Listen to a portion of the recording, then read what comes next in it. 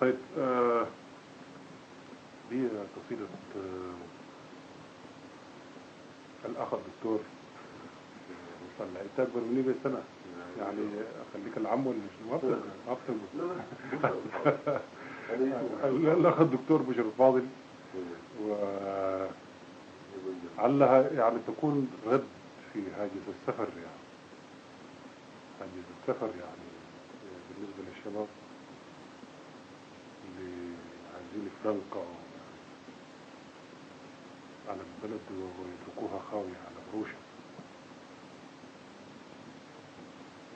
واللي بيفتكروا إنه ما ممكن يكون عندهم فعالية إلا في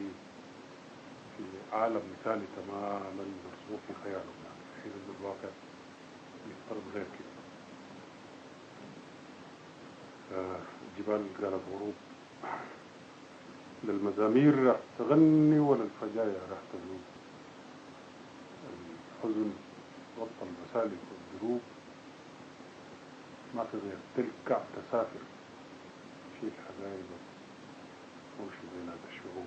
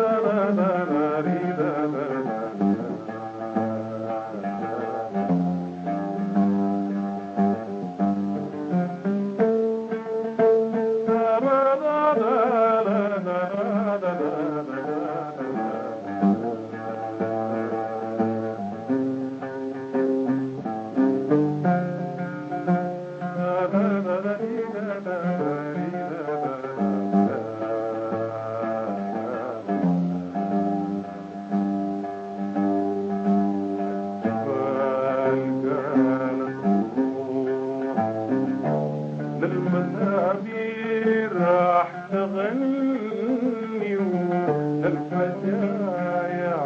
راح تذوب الحزن غطى المسالك والدروب ما في غير تلكع تسافر شيل حبايبك وامشي بينات الشعوب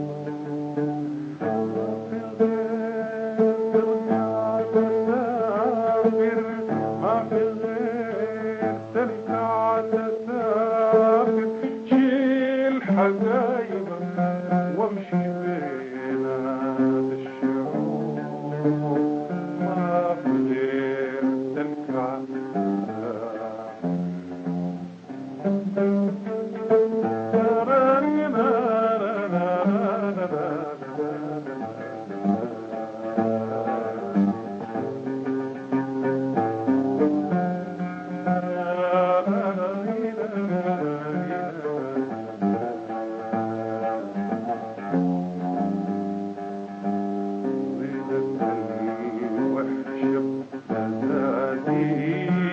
يا صباح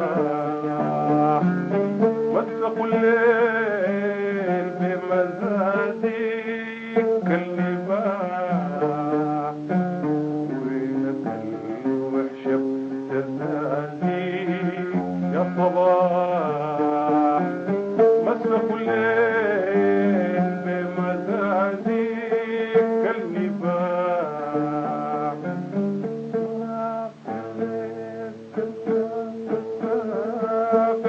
ما في غير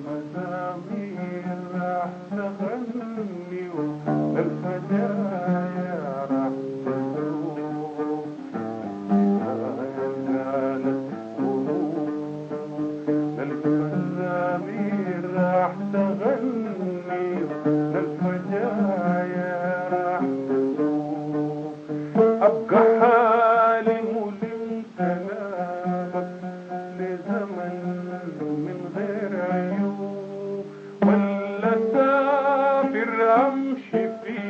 درب السحاب ويبقى زي امتنا حطب الفزع وارفع الفاس كثيرة وبنزل ارفع الفاس كثيرة وبنزل ارفع الفاس كثيرة ارفع الفاس كثيرة وبنزل ابقى حالم ولكلامك لزمن من غير عيوب ولا سافر مرة في درب